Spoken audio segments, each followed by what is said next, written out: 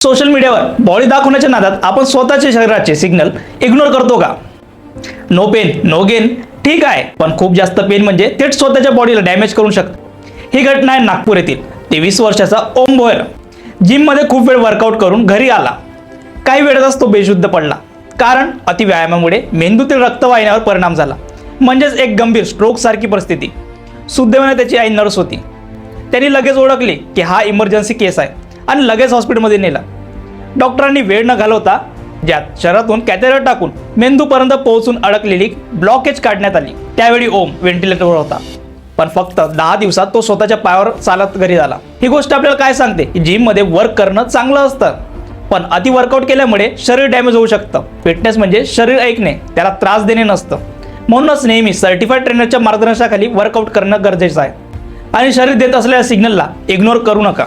आणि जास्त म्हणजे चांगलं असं असतंच नाही, नाहीतर 6 पॅकच्या मागे लागून आपण स्वतःलाच रिस्कमध्ये टाकू शकतो। हा व्हिडिओ आपल्या जिम फ्रेंडला नक्की शेअर करा।